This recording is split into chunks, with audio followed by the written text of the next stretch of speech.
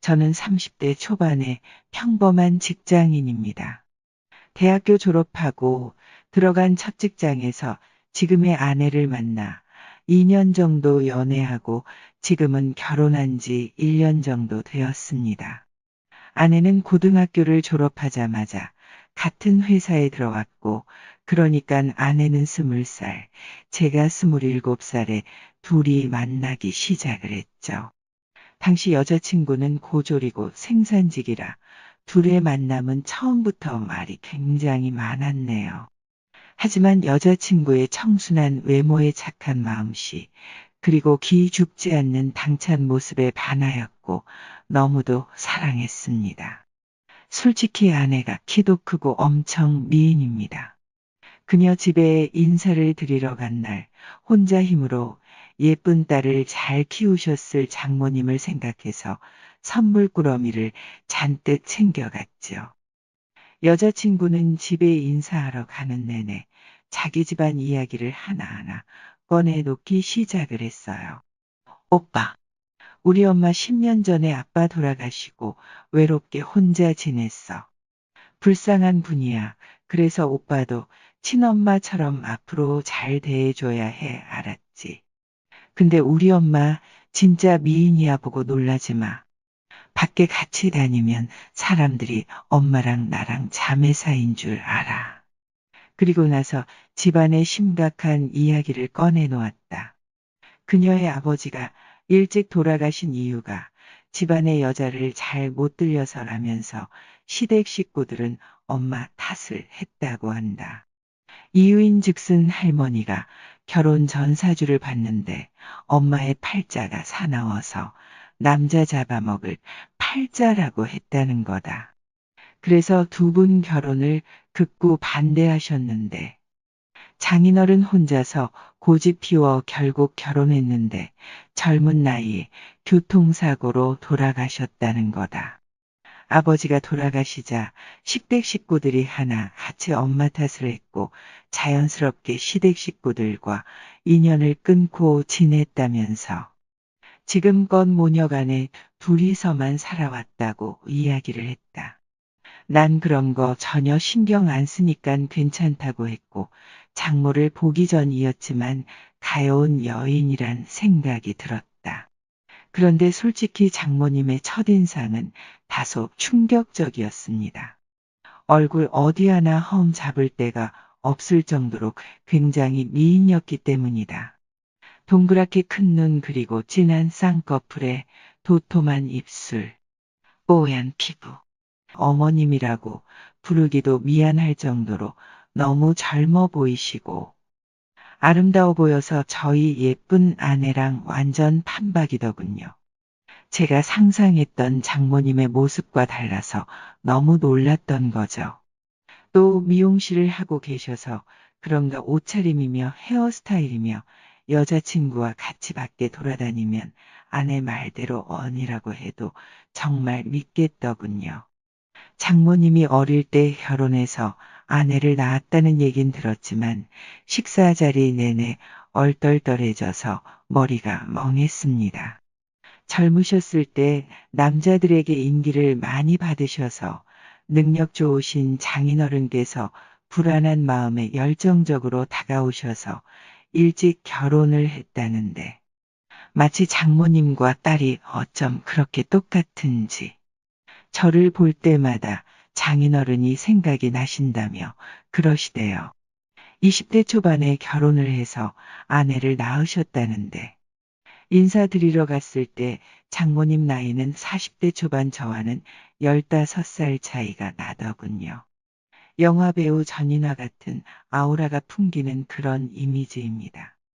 외모도 얼굴이 뽀얗고 부잣집 사모님처럼 생기셨어요. 딱 전인화님처럼 말입니다. 아무튼 저희는 순조롭게 결혼을 하게 되었고 아내가 직장 생활을 계속 하고 싶어 하고 또 이런저런 이유로 결혼 후 바로 처갓집에 들어가 살게 되었습니다. 그런데 결혼하고 나서 처갓집에 같이 살면서 장모님을 볼 때마다 점점 장모님의 아름다운 모습에 눈길이 가는 겁니다.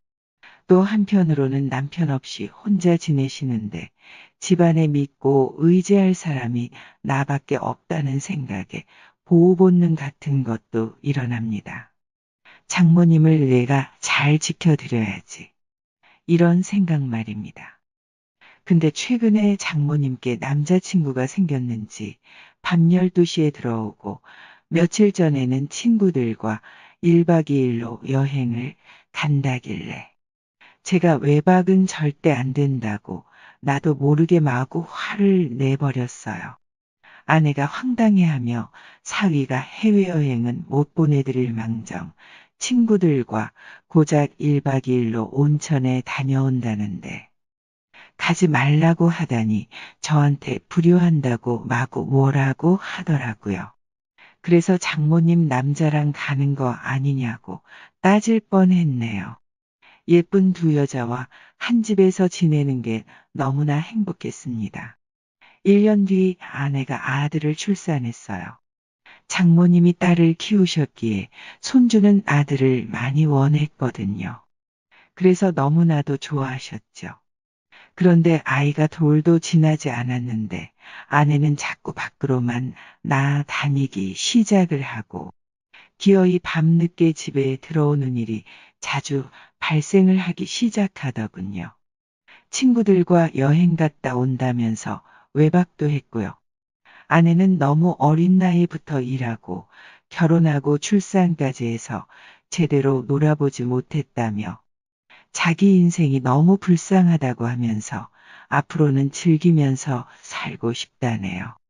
장모님이 화를 내고 타이르고 때리기도 하고 나도 매일같이 달래고 설득을 하고 며칠 조용한가 싶더니 얼마 못 가 또 집안일과 애는 내팽겨치고 매일 밤 늦게 다니고 술까지 먹고 들어오는 날도 있었네요. 장모님은 자기 딸의 이런 모습에 실망을 하면서 사위인 나에게 굉장히 죄를 지은 듯 미안해하고 있었다. 그러던 어느 날 평소처럼 친구들 만나러 나간다는 아내는 그날 집으로 돌아오지 않았습니다. 그 다음 날에도 가출 후 일주일 만에 집에 돌아온 아내는 완전히 다른 사람이 되어 있더군요. 매몰차고 냉정하고 전혀 다른 사람이 되어 있었습니다. 손을 잡고 싶어도 제 손을 뿌리치고 생리기간도 아니면서 생리가 시작됐다고 저를 멀리 하더군요. 아이한테조차도 가까이 하려 하지 않았습니다. 이때까지만 해도 저는 다른 생각은 전혀 하지 못했고 나이 어린 아내가 사춘기가 왔나 이유 없는 반항 쯤으로 생각을 했네요. 결혼 생활에 뭔가 서운하게 한 점이 있다고만 생각했습니다. 왜 가출했냐고, 무엇이 당신을 그렇게 힘들게 했냐고 물어도 그저 묵묵부답. 아내에게 내가 더 서운하고 화도 많이 났지만 내 아이를 생각해서라도 가정을 지키기 위해서 화 한 번 내지 않고 무슨 일 때문에 가출을 했고 어디서 어떻게 지내다 왔냐고. 그렇게 저의 계속된 대화 시도와 장모님의 회유에도 불구하고 보름 넘게 묵묵부답으로 일관하더니 어느 날 또 아내가 가출하고 말았습니다. 며칠 있다가 돌아오겠지, 저번처럼 일주일 정도 지나면 돌아오겠지 생각했던 아내는 한 달이 지나도록 집에 돌아오지 않았습니다. 아내 가깝게 지냈던 친구들을 수소문해 알아봤더니 그동안 클럽에 맞들여 남자들을 만나고 다녔다고 하네요. 아내의 가출이 3개월이 넘어가고 있을 때 김서방 나 불안하네. 다른 집에 들어올 생각도 안 하고 사위는 이혼하겠다고 하니 그럼 이 장모는 남편, 딸, 사위, 손주까지 떠나보내고 이 넓은 집에서 혼자 살아야 하나. 그래서 요즘 잠이 안 오네. 딸이 집에 돌아오지 않더라도 김서방 이 집에서 계속 지내면 안 되겠나. 부탁이네. 자네가 집을 나가면 아이도 데리고 갈 거 아닌가. 앞으로 장모가 훨씬 더 잘하겠네. 아내는 1년째 집으로 돌아오지 않았고 장모님은 손주도 잘 봐주시고 아내 역할도 확실히 하고 있다. 퇴근 후 장모님 미용실에 들렀더니 40대 중반의 아름다운 여성이 나를 보며 아는 체를 한다. 박서방, 잘 지냈는가? 오랜만일세. 나는 그 여성을 가만히 바라보았다. 어디선가 본 듯한 얼굴인데 기억이 가물하다. 나보고 박서방이라고 부르는 걸 보면 분명 처가 쪽 사람인데. 네, 안녕하세요. 일단 인사부터 받고. 그 중년의 여인을 가만히 바라보았다. 옅은 하늘색 계통의 무릎 위까지 오는 주름 치마에 위에는 딱 붙는 셔츠를 입었는데 볼륨 있어 보인다. 짙은 화장과 몸에 두른 보석이 왠지 좀 사치스럽다는 생각과 함께 살짝씩 눈웃음 치는 얼굴에 남자께나 밝히게도 보였다. 아마도 이런 여성은 한 남자로 만족을 하지 못할 것 같았다. 내가 자신을 한참 훑어보고 있자 그녀는 다시 나를 보고 웃는다. 박서방, 내가 누군지 모르겠나? 섭섭한데. 죄송합니다. 기억이 잘 나지가 않네요. 자네 장모 고등학교 때 친구. 결혼 전에 한 번 봤지 않나? 그래도 모르겠나? 아, 나는 그때서야 그 여성이 누구인지 생각이 났다. 언젠가 아내와 같이 처가에 갔을 때 장모님 친구 몇 분이 사위 얼굴이 궁금하다며 함께 저녁 식사했던 기억이 났다. 나는 그때 이 여인이 나보고 배우 마동석 닮았단 소리를 했던 걸 기억하며 손을 잡으며 무척 반가운 듯 웃음을 지었다. 아이고 죄송합니다. 진작에 알아봤어야 했는데. 호호호. 괜찮아 그럴 수도 있지 뭐. 오, 근데 아줌마는 더 이뻐지셨는데요. 결혼한 여자는 남편한테 사랑 많이 받으며 이뻐진다고 하던데. 아저씨가 엄청 잘해주시나 봐요. 하하. 젊은 사람이 나이든 여자한테 못하는 소리가 없네. 그녀는 얼굴을 살짝 붉히며 날 쳐다보는데 왠지 귀여워 보인다. 그때 마침 화장실에 갔던 장모님이 들어왔다. 박서방 오늘은 일찍 퇴근했네. 근데 어쩌나. 7시에 갑자기 예약이 잡혀 있어서 오늘 저녁은 같이 못 먹겠는데. 그럼 어쩔 수 없죠 뭐. 그럼 집에 가는 길에 친구를 집까지 데려다 주게나. 그녀는 내 차를 타고 집으로 향했다. 나는 차를 타고 가면서 그녀에 대해 여러 가지를 물어보았다. 여사님 이름을 물어봐도 될까요? 호호호, 왜 내 이름을 알고 싶어? 네, 궁금하네요. 장모님 친구분인데 아줌마라고 부르기도 그렇고. 자꾸 여사님이라고 부르니 거리감이 느껴져서요. 얼굴이 예쁘시니 이름도 예쁠 것 같아서요. 나는 이름을 아무한테나 가르쳐주지 않는데 그럼 누구한테 가르쳐주는데 그래요. 내 이름은 우리 애인한테만 가르쳐주는데 그럼 제가 오늘부터 애인 하면 되잖아요. 정말 나하고 애인 할 거야. 여사님하고 애인 하면 저야 가문의 영광이죠. 호호호, 내 이름은 임은옥이야. 그럼 지금부터 그냥 은옥 씨라고 부를게요.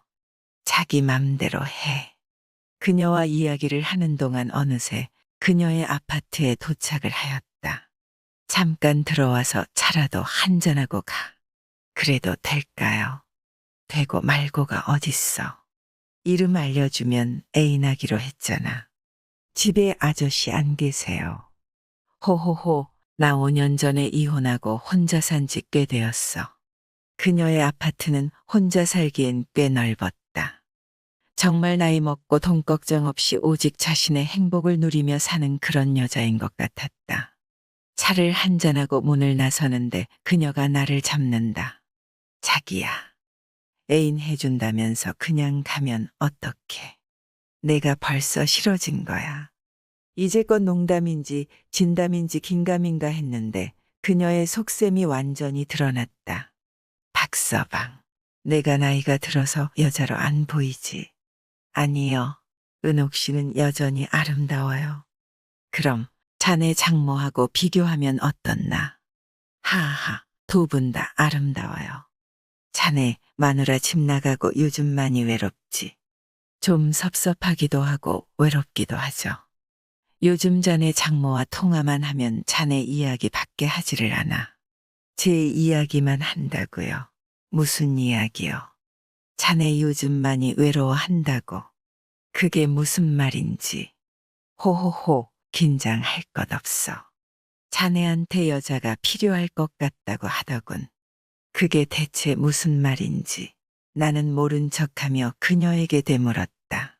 자네 장모가 일부러 이런 자리를 만들었다 말이네. 그녀의 목소리가 약간 떨리는 것을 느꼈다.